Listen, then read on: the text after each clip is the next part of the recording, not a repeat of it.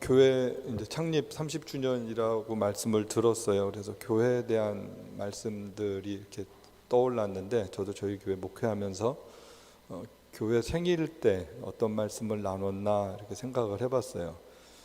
그런데 이제 그 말씀보다 요즘에 제 마음에 이렇게 가장 많이 좀 교회가 뭔가, 예수 믿는 게 뭔가, 그거에 대한 좀 고민을 계속 하면서 요한복음 8장에 있는 우리가 너무 잘 아는, 오늘 저녁에 이렇게 어린이들이 있어서 조금 당황스러운 본문이잖아요. 그럼에도 불구하고 이 말씀이 주는 의미가 어떤 것이 있나를 같이 좀 나누도록 하겠습니다. 본문의 배경을 보면 요한복음 7장, 8장 이게 다 이어지거든요. 절기의 가운데 있었던 그런 말씀이죠.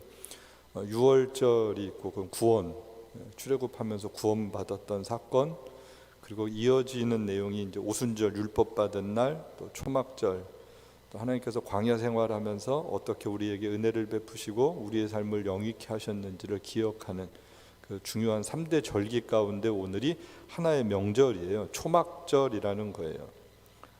광야 생활, 그러면 혹시 광야를 가보셨는지 모르지만 사람 살기 굉장히 힘든 곳이거든요.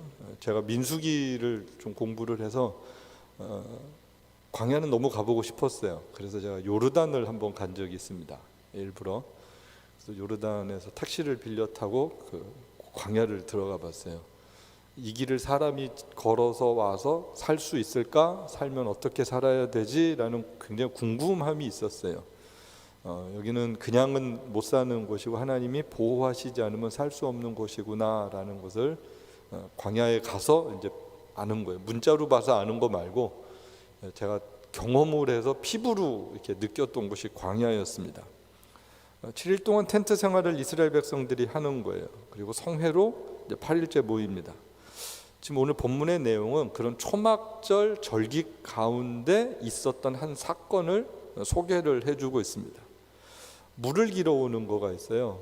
그러면 실로암 물에서 물을 길어와서 물을 뿌리면서 광야에서 우리에게 물을 공급해 주신, 반석에서 생수를 내신 하나님의 은혜를 기억하는 거예요. 헌수시기에 물을 뿌려서 물이 쭉 흘러가는 거예요. 또 하나는 등불을 켜놓는 거예요. 그래서 구름기둥, 불기둥으로 인도하셨던 그 하나님을 기억하는, 그래서 불을 늘 켜서 사람들이 그 하나님의 은혜를 기억하는, 그래서 이 절기는 하나님이 우리에게 어떤 은혜를 베풀어 주셨는지를 후대가 계속 기억하게 하는 거예요. 그러니까 교회가 창립 30주년이 됐어요. 그럼 이렇게 행사를 해요. 근데 행사가 아니라 하나님께서 30년 동안 우리 교회를 어떻게 인도하셨지를 생각하는 거예요.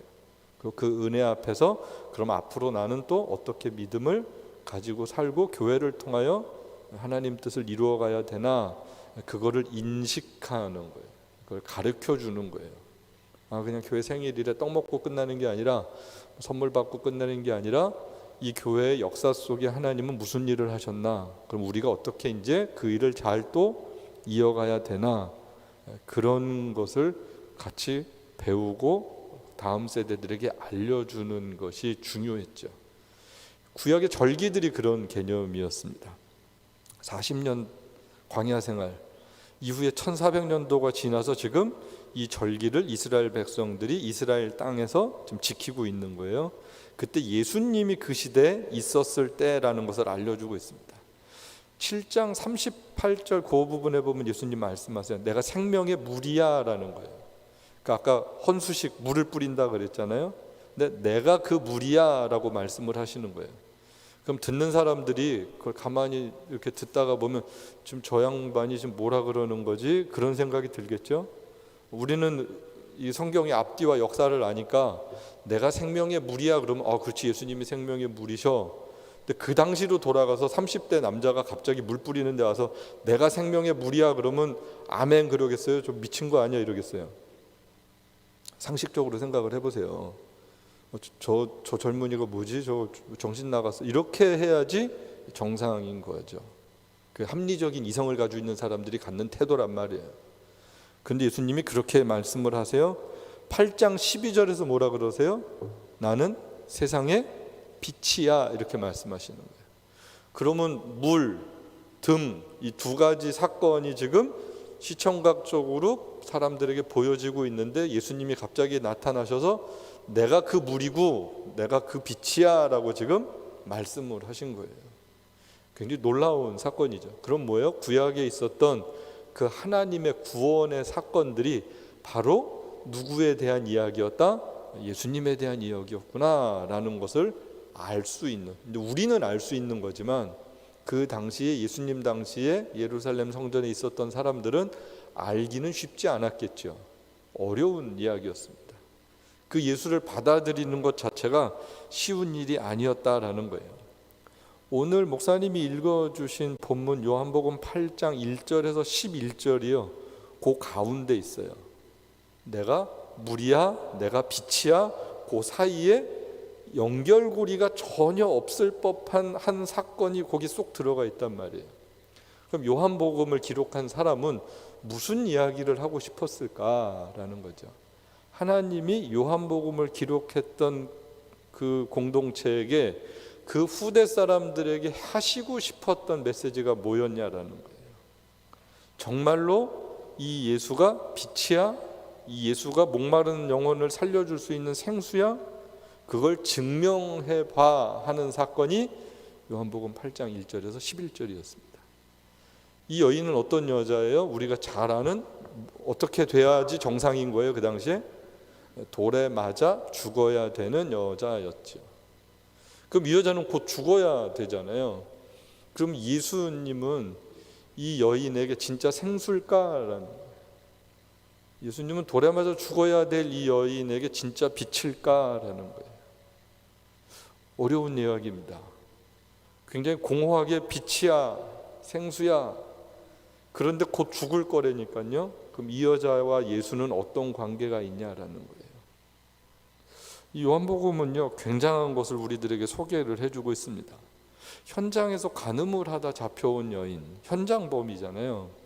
여러분, 예나 지금이나 현장범 잡는 거 쉽지 않죠. 현장범을 못 잡기 때문에 늘 잡아놓고 증거를 갖다 대야 되는 거예요. 저 사람이 범죄를 저질렀어라는 것을 그 이제 법적 증거를 제출해야, 그게 프루브가 나야 사실이 이게 증명이 되고 범죄가 되는 건데, 현장에서 잡으면 이건 그냥 그걸로 끝인 거예요. 율법은 현장에서 간음하다 잡히면 둘 다 돌에 맞아 죽어야 되는데 지금 남자는 없잖아요. 남자는 없고 여자만 잡아왔어요. 그럼 이 사건도 보면 굉장히 의도적인 사건이죠. 뭐예요? 예수를 시험하려고, 예수를 잡으려고, 그 예수 한 명을 잡겠다고 지금 한 여인의 생명을 지금 담보로 잡고 있는 굉장히 악하고 끔찍하고 무서운 사건입니다. 악한 지혜가 있는 사건이었어요. 이거 살려주기 되게 쉽지 않은. 그런데 예수님이 만약에 이 여인을 율법대로 돌로 쳐라 그러면, 지금까지 예수님이 얼마나 사랑에 대한 말씀을 많이 하셨는데 그 사랑이 말이 안 되는 거고요. 사랑이 무너지는 순간이고요. 살려줘 그러면 뭐를 안 지키는 거예요? 율법을 안 지키는 사건이에요. 그러니까 이럴 수도 없고 저럴 수도 없는 굉장한 사건을 하나를 가지고 예수님 앞에 왔는데, 까딱 예수님 말씀 한마디 잘못하면 이 여인은 죽는 사건이었습니다. 어려운 사건이었어요. 쉽지 않은 일이었습니다.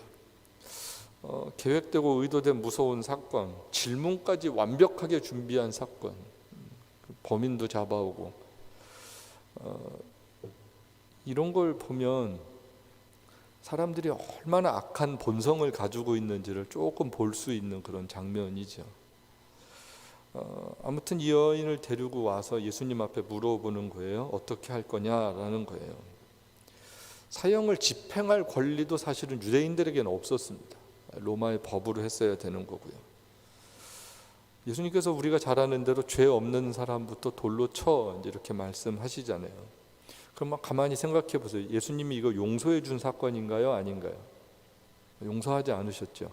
돌로 쳐. 율법을 지키신 거예요. 근데 문제는 뭐였냐면 누가 칠 건데 라는 거였어요. 자격에 대한 이야기를 합니다. 누가 이 여인에게 돌을 던질 수 있어? 돌로 쳐. 누구든지 쳐. 그런데 죄 없는 사람이 쳐라는 단서를 하나 붙여주세요. 그럴 때 사람들 안에 뭐가 일깨워지냐면 성경이 표현을 해주는 것은 사람들의 양심의 가책을 받는 거예요. 이게 무슨 사건이냐면 모두 이 여인을 돌로 쳐야 된다고 생각했던 군중들이 모였고요. 돌을 다 가지고 있었던 사건이었습니다. 예수님 말 한마디면 그냥 바로 이 여자의 사형 집행이 군중적으로 이루어지는 사건이었어요. 그런데 예수님께서 죄 없는 자가 쳐라는 말씀을 할 때 사람들의 마음에 빛을 받게 되는 거예요. 어떤 빛이에요? 그 빛의 말씀을 들었을 때 내 안에 있는 죄성을 알게 되는 거예요. 내가 저 여인에게 돌을 던질 수 있을까라는 고민을 하게 됐다라는 거예요. 내가 감히 누구라서 저 여인을 함부로 비난할 수 있지? 라는 자기 자신을 발견하는 사건이었습니다. 빛이 어두움을 비춘 사건이었습니다. 그래서 어두움 가운데 있었던 사람들, 나는 의로와 저 여인보단 의로와 그래서 돌을 던질 자격이 있어 라고 생각했던 이 사람들 마음속에 자격이 없구나라는 것을 알려준 사건이었습니다. 이게 은혜의 시작이죠. 은혜가 뭐예요? 자격 없는 사람이 받는 거잖아요. 아, 내가 자격 없는 존재구나라는 걸 아는 거예요. 구원받는 건 둘째치고 내가 누군가를 비방하거나 욕할 수 있는 존재가 아니다라는 것을 아주 확 깨닫게 되는 사건이었습니다. 자기를 발견하니까 세상에서 제일 무서운 게 누구예요? 여러분 누가 제일 무서우세요? 나이 든 남자들은 아내가 제일 무섭다 그러긴 하죠. 진짜 누가 제일 무서우세요, 여러분? 우리 안에 있는 내가 제일 무섭지 않으세요? 세상에서 내가 제일 무서워요. 여러분 가끔 이렇게 거울을 보고 여러분의 눈을 한번 보세요. 그 안에 선한 것이 있나? 우리 안에 있는 본성을 한번 이렇게 들여다보면 우리 안에 있는 본성을 보면서 나 참 괜찮아 이렇게 말할 수 있는 분이 혹시 계세요? 막 계시다면 주님이 필요 없는 분이실 거예요. 우리는 우리를 보면 아, 주님이 필요하구나라는 것을 이렇게 알게 돼요. 뭐 그럴듯한 일도 하고 뭐 선한 일도 하고 선교도 하고 뭐 좋은 일도 하고 그러는데 가만히 우리를 들여다보면 그게 다 어떻게 보면 어떨 때 보면 부질없는 짓을 하고 있는 거예요. 내가 누군지를 모르고 하는 모든 일들은 어떻게 보면 주님과 별 상관없는 일일 수 있는. 지금 이 사람들이 의롭잖아요. 죄인은 저런 여자는 죽어야 돼. 우리 공동체에서 없어져야 돼. 라고 의기당당하게 돌을 하나씩 들고 있는데 갑자기 내가 누구지? 라는 발견을 하면서 그때부터 이제 인생이 불편해지기 시작하는 거죠. 이럴 수도 없고 저럴 수도 없고 이 돌을 던졌는데 이걸 들었는데 던질 수도 없고 내려놓을 수도 없고 돌 들고 어정쩡하게 서 있는 이 사람들의 모습 속에서 성경은 우리를 보게 해줍니다. 우리가 딱 그렇거든요. 우리의 모습이 크게 다르지 않은 것을 알고 있어요.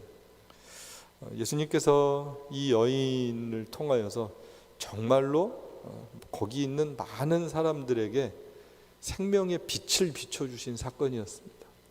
우리는 어떨 때는 이 여인을 살려준 사건으로 생각을 하지만 맞아요. 이 여인도 살려주셨지만 그 주변에 있었던 모든 사람들을 살려주신 사건이었습니다. 만약에 여러분 한번 생각을 해보세요. 돌을 그 여인을 던져서 내가 던진 돌에 사람이 맞아서 죽어서 돌무더기를 이루었다고 생각을 하면 밤에 잠을 잘 때 두 다리 뻗고 마음 편하게 잘 수 있을까요? 그게 쉽지 않아요. 누구에게 모진 소리하고 누구에게 못된 짓하고 집에 가서 발 뻗고 잘 수 있다면 그 양심이 화인 맞은 거예요. 정말로 은혜가 필요한 사람이 그러지 못해요. 우리의 선한 기본적인 양심이 하나님의 생명이 우리 안에 있으면 우리 그렇게 모질게 못 살아요. 모질게 해도 그 다음엔 잘못했다라는 감각이 있는 거예요. 그게 예수 믿는 거예요. 예수 믿는 거는 막 열심을 내고 찬양하고 기도하고 막 봉사하고 이런 게 아니라 그거는 하나님의 은혜를 입은 결과로 나타나는 자연스러운 현상이지 그게 목적이 아니라 그리스도의 십자가 앞에서 내가 누군지를 매일매일 깨닫고 그 은혜로 그 다음에 한 발 한 발을 살아가는 게 하루하루 살아가는 그리스도인의 삶이거든요. 그래서 우리는 더 많이 멀리 가는 삶이 아니라 매일 십자가 앞에 가까이 가는 삶을 살 때만 우리가 그래도 은혜 가운데 살 수 있습니다. 그러지 않으면 아무리 많은 일을 해도 우리는 주님이랑은 별로 상관없는 열심을 낼 수 있는 거예요. 여러분, 우리의 열심이 유대인들을 따라가겠습니까? 우리의 열심이 무슨 이단들을 따라갈 수 있겠습니까? 안 그래요. 여러분, 그 선교지 험악한 데들 가잖아요. 신천지도 있고요, 구원파도 있고요, 다 있어요. 깜짝깜짝 놀랄 정도로 그들의 열심은요 우리보다 나아요. 여러분, 길거리에서 전도하는 사람들 개신교인들이겠어요? 이단들이겠어요? 이단들이에요.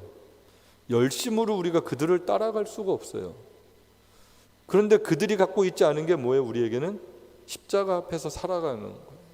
십자가 앞에서 우리의 죄짐을 풀고 거기서 나를 발견하고 거기서부터 그리스도 앞에 눈물을 흘리면서 그 눈물 앞에서 하나님 그 한마디, 주님 그 한마디, 감히 사랑합니다라는 말도 못하는 그 심정이 주님 앞에서 살아가는 하나님의 백성 됨의 그런 모습이다라는 거죠.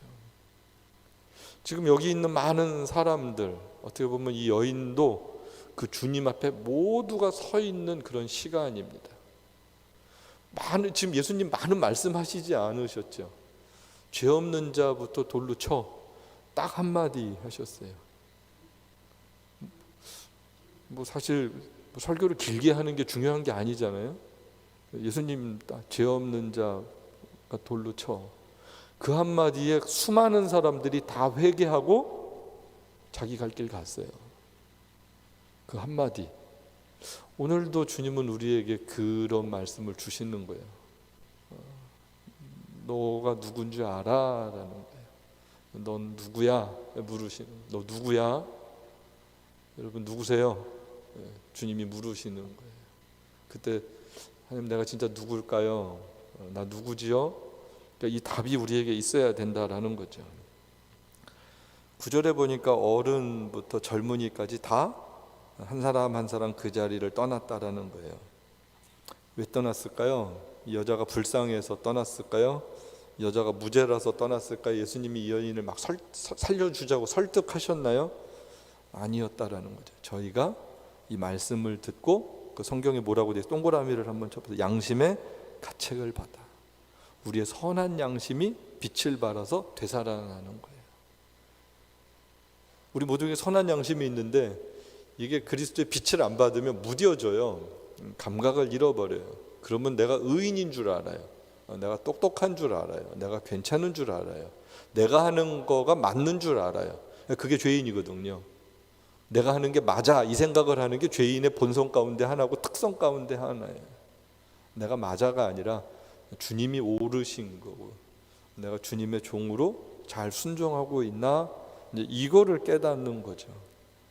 예, 우리의 선한 양심은 늘 우리가 의로운 것이 아니라 죄인이다라는 것을 일깨워 줍니다.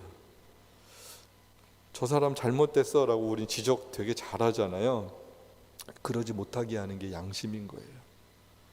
우리는 우리의 잘못보다는 다른 사람의 잘못이 빨리 들어와요. 그게 훨씬 빠르고 또 판단도 하고 분석도 하고 정확하게 왜 잘못됐는지 정리를 할 수 있을 만큼 똑똑합니다.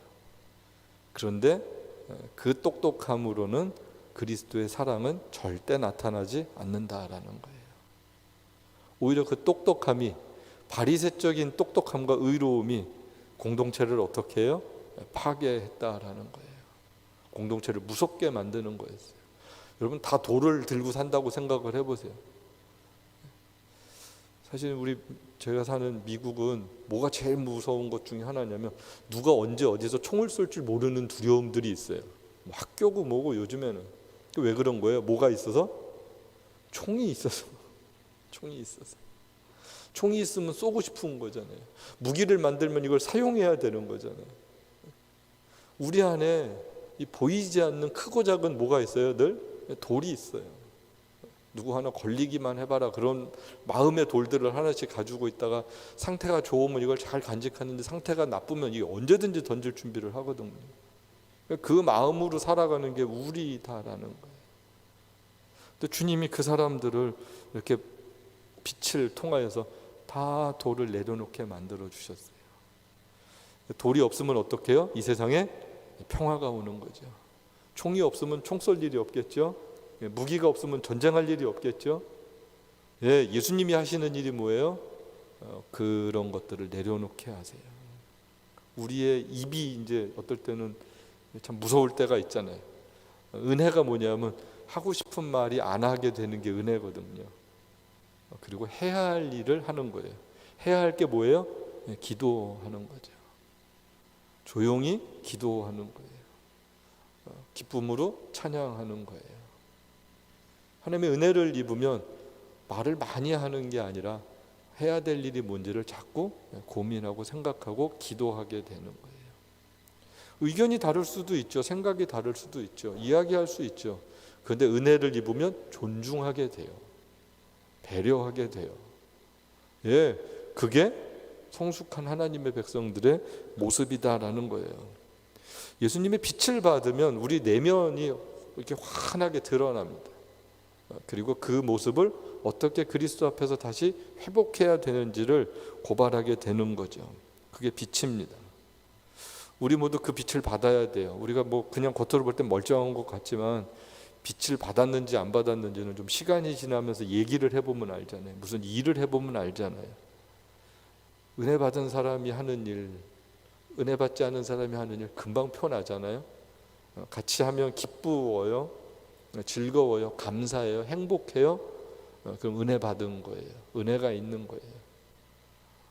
달라도 같이 하나가 될 수 있어요. 그게 은혜가 있는 공동체예요. 아무 말 안 하고 있는데 분위기 싸하고 무슨 일을 해야 될 것 같은데 아무도 일을 안 하고 그러고 있으면 입을 다물고 있어도 그건 은혜가 없는 거예요. 정말로 하나님께서 우리에게 은혜를 베풀어 주실 때, 빛을 비춰 주실 때, 양심을 일깨워 주셨을 때, 복음 안에서 진리가 자유케 될 때 우리의 삶의 많은 부분들은요 굉장한 변화들이 우리 안에서부터 일어납니다. 속사람으로부터 일어나는 거예요. 이 사람들에게서 그걸 보는 거예요. 이 사람들이 다 갔어요. 9절 마지막은 이렇게 얘기해요. 여자랑 예수님만 있는 거예요. 이제는 군중이 우리가 아니라 이 여자가 우리다라고 한번 생각을 해봅시다. 이 여자는 드러난 죄인이잖아요. 군중들은 어떤 죄인이었어요? 드러나지 않은 죄인인데 자기가 아는 죄인들이었어요. 그래서 다 갔어요. 드러난 죄인은 예수님 앞에 있어요. 예수님이랑 1대1로 이렇게 있는 거예요. 그 예수님이랑 1대1로 있으니까 예수님 때문에 살아는 났는데 예수님을 눈 똑바로 뜨고 쳐다보기는 어렵겠죠. 그런 상황을 가만히 한번 생각을 해보세요. 이 여자가 갑자기 예수님은 내가 억울해요, 재수가 없어서 걸려서 왔어요, 그런 얘기 할 수 있을까요? 그런 얘기 못했겠죠. 이 여자는 예수님의 용서를 기다리고 있는 모습이에요. 이게 저와 여러분의 모습입니다. 우리의 의로 주님께 나아가는 게 아니라 죄인은 모습으로 주님께 나아갈 때 주님이 우리에게 어떻게 해주시기를 바라는 게 기독교입니다. 그렇죠? 예수님을 믿고 막 기쁨으로 주님 앞에 나와서 나 구원받았어, 제가 보면 그럴 수도 있는데 그건 좀 대부분 가짜일 확률이 높아요. 은혜를 받으면 죄인인 모습으로 나아가서 나의 죄인됨이 발견되어지는 게 시작이거든요. 그래야 은혜가 뭔 줄 알잖아요. 구원이 뭔 줄을 알잖아요. 이 여인이 지금 구원을 받는 그 순간에 있단 말이에요. 기쁨으로 구원받는 거예요? 아니면 감히 기쁘다 말도 못할 정도의 감격 가운데, 침묵 가운데 구원의 은혜를 누려야 되는 거예요? 이 여인의 구원을 가만히 생각해 보세요. 우리도 이런 구원의 은혜의 시간들이 아마 있으셨을 겁니다. 처음 주님을 만나면 막 기쁜 것보다는 말할 수 없는 죄송함의 눈물이 많이 나와요. 그렇죠? 나 같은 것이 어떻게 주님을 믿고 주님의 용서를 받을 수 있었는지를 그걸 이제 알게 되는 거거든요. 그래서 감히 사실 말이 잘 안 나오고 그냥 눈물만 흐르는 아마 그런 경험들이 있으시죠. 말이 안 나오고 눈물이 나는 거예요. 이 여인도 그런 모습일 거예요. 주님을 의식했는데, 주님을 바라봤는데 아무도 없고, 예수님께서 물어보세요. 사람들이 있니 없니 물어보시잖아요. 고소했던 사람들이 어디 갔어? 너를 정죄했던 사람들, 너 돌로 치렸던 사람들 어디 갔어? 여자가 고개를 용기 있게 들어서 보니까 아무도 없잖아요. 아무도 없었어요. 어떻게 보면 굉장히 신학적인 메시지가 있어요. 너를 심판할 수 있는 자격은 사람이 아니라 나에게만 있어 라는 거죠. 여자와 여인, 예수님과 여자가 1대1로 있는 거예요.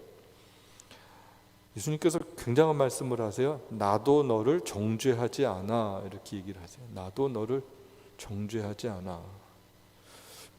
이거는 좀 말이 안 되는 것 같아요. 그렇죠? 아니 현장범인데 어떻게 정죄하지 않는다고 말씀하시지? 죄 없어 이렇게 말씀하시는 게 아니라 정죄를 하지 않아 라는 거예요. 내가 너를 죄인 취급하지 않아 라는 거예요. 그러면 뭐 하셨다라는 거예요? 내가 너를 용서했어. 난 너를 받아줬어 라는 거예요. 너 죄인인 거 아는데 내가 너를 품었어. 받아줬어. 이렇게 말씀하시는 거예요.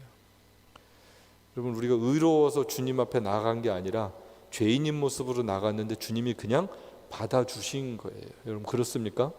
네, 주님이 받아주셨어요. 그래서 감히 우리가 하나님을 아버지라고 부를 수 있게 된 거예요.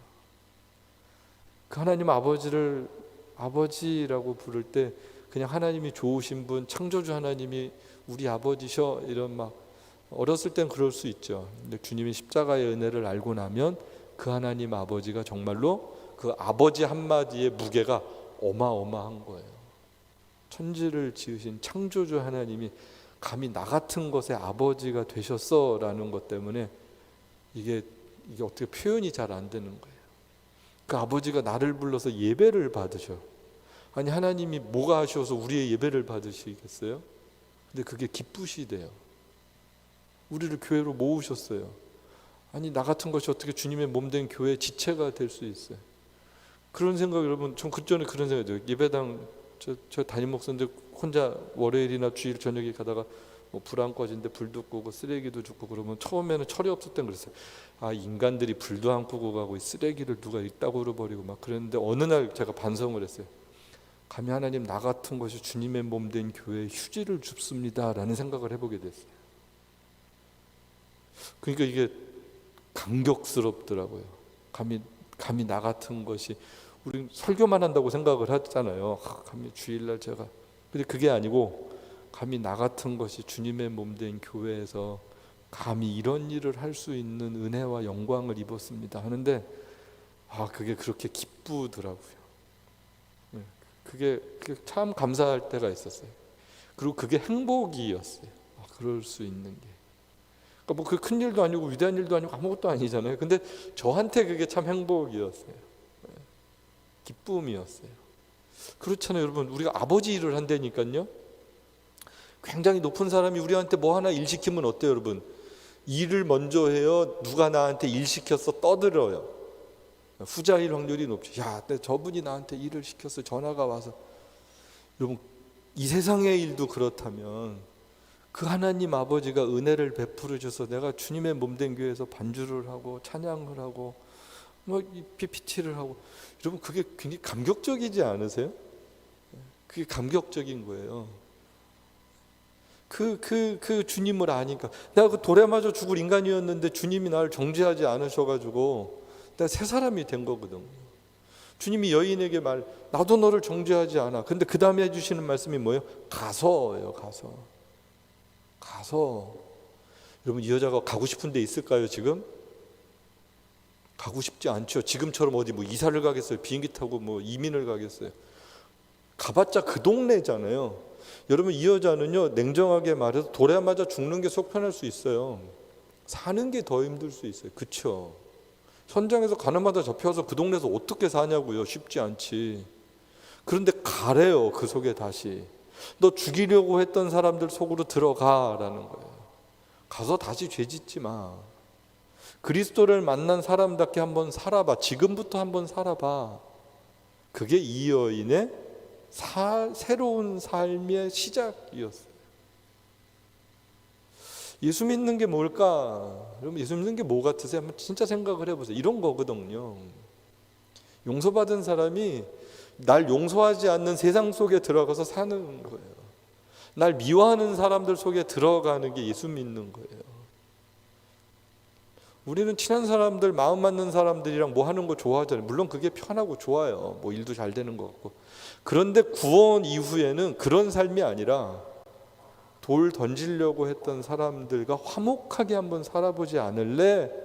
그 자리가 예배의 자리고요. 그 자리가 선교적 자리고요. 그 자리가 빛의 자리고요. 생명의 자리라는 거였어요. 우리가 예수님을 믿고 살면 이렇게 모여서 예배만 드리고 기쁘고 즐거운 게 아니고요. 그 은혜를 입은 사람들이 가는 거예요.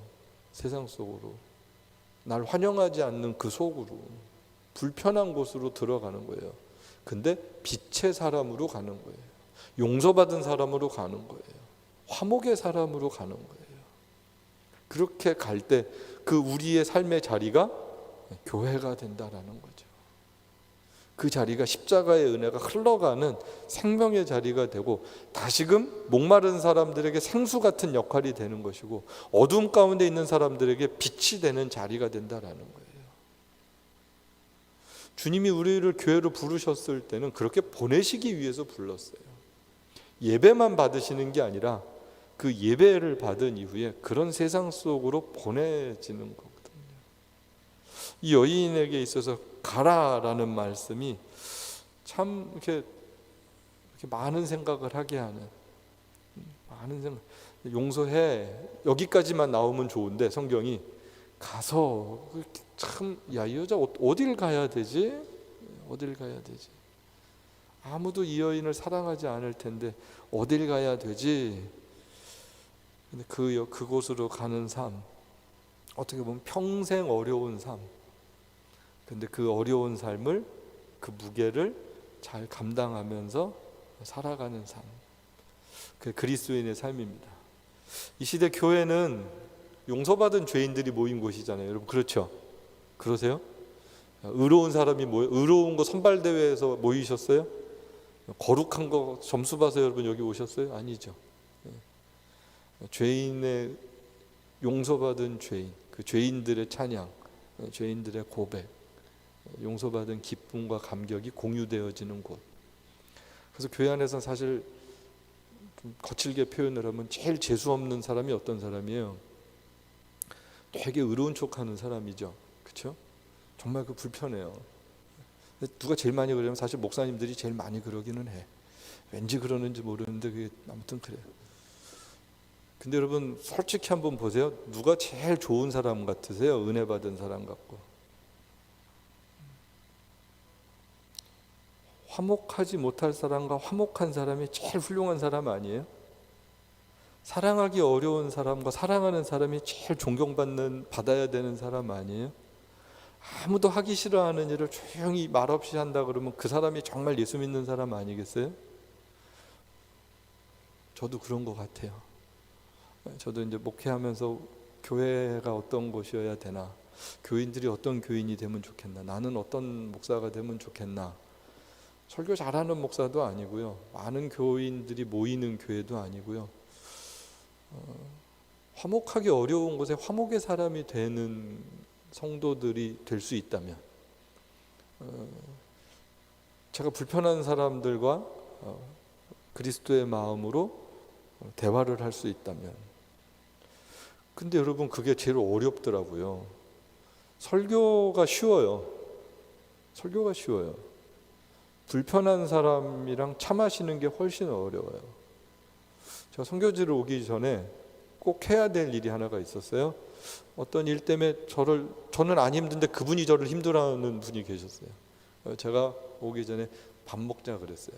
그래서 확실히 밥이 은혜가 있어. 우리 한국 사람들은.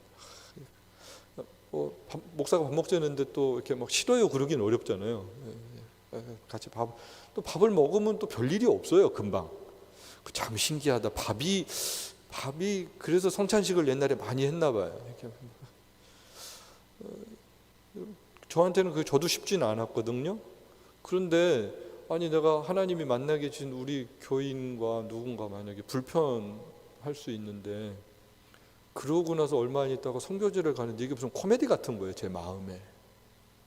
아니 사랑할 사람도 못 사랑하면서 생전 모르는 사람들에게 무슨 성경을 만들어주고 뭐 헌금을 보내고, 이거는 어떻게 보면 위선적인 것 같은 거예요. 정직하지 않은. 그래서 그거를 안 해야 되겠다. 굉장히 용기 있는 결단을 하고, 그러고 선교지를 오면 이렇게 마음이 가볍잖아요. 그렇죠? 하나님이 받으실 수 있을 것 같은 거예요. 아니 예배 드리다가도 혹시 사이가 안 좋거들랑 예배 드리지 말라고 그러잖아요, 성경에. 예배 안 드려도 되는 거예요. 왜? 먼저 사이좋게 하고 와. 안 드려도 돼. 맞아요, 안 드려도 돼요. 왜요? 그거 안 받으신다니까요, 하나님이. 그게 진짜가 아니거든요. 혹시 마음이 많이 불편하면 그냥 집에서 계셔요. 오지 말고. 서로 누군가를 또 힘들게 할 수 있어요. 근데 꼭 교회를 오고 싶으면 회개하고 또 용서를 구하고 그러고 오는 거예요. 그래서 어느 날 교회가 텅 비었다. 제가 보면 괜찮죠? 집에서 참회 기도들을 하고 그 다음에 다 모이면 되니까. 불편하게 계속 와서 부대끼 있는 게 여러분 은혜가 있을 것 같으세요? 안 그래. 교회는 그런 곳이 아니에요. 돌에 맞아 죽을 여인과 돌 던질 사람이 다시 하나가 될 수 있느냐 없느냐가 주님이 요한복음 8장에서 보여주시는 이게 교회야 라고 가르쳐 주시는 거예요. 이게 천국이야. 이게 예수 믿고 사는 거야. 이게 안 되면 아무것도 안 되는 거거든요. 그러니까 많은 일을 죽으라고 하는데 끝이 안 좋아. 그게 다 예수 이름으로 사기친 거예요. 같이 집단으로. 아무 일도 일어나지 않아요. 아무 일도. 뭐 위대한 일을 한 것 같은데 아무 일도 일어나지 않아요. 뒤끝이 나빠요. 그럼 뭔가 잘못된 거예요. 예수님의 이름으로 하는 일은요, 뒤끝이 좋아요. 결정적으로 뭐가 있어요? 평안이 있어요. 평안이 있는 거예요. 돌 들었던 사람들 다 그날 발 뻗고 자게 만들어 줬던 사건입니다. 죽어야 될 여인 힘들지만 내가 어떻게 3번 살아볼까에 대한 용기를 주는 사건이었습니다. 빛이 비춰지니까 정말 생수가 들어오니까 영혼이 메말랐고 강팍했던 사람들이, 어두움에 붙잡혀서 아무것도 하지 못했던 사람들이, 돌 던질 걸 말고는 할 줄 아는 게 없었던 인간들이 반성을 하게 된 거예요. 새 삶을 살게 되는 거예요. 이게 은혜고요. 이 은혜를 입은 사람들이 모여서 함께하는 곳이 교회예요. 교회는 완벽한 곳이 아니고 이런 시간들에 어떻게 보면 연속선상에 이 땅에서는 있는 것 같아요. 그래서 여러분 30년이 되고 또 앞으로 주님 오실 날이 얼마 안 남았으니까 이제 그 삶을 사는 동안 요한복음 8장의 말씀을 좀 기억하면서, 하나님 내가 정말 이런 이 은혜가 다시 나에게 있어서 정말로 하나님 앞에서 좀 참회와 화목의 삶을 늘 살 수 있도록 은혜를 베풀어 달라고 여러분들이 매일매일 기도하고 그분 앞으로 나아간다면 그 좋으신 주님은 우리에게 정말로 생수가 되시고 거룩한 빛이 되실 줄로 믿습니다. 이 은혜가 우리 바르샤바 한인교회 모든 교우들 가운데 정말로 풍성하게 넘치기를 주님의 이름으로 축복합니다. 우리 한번 같이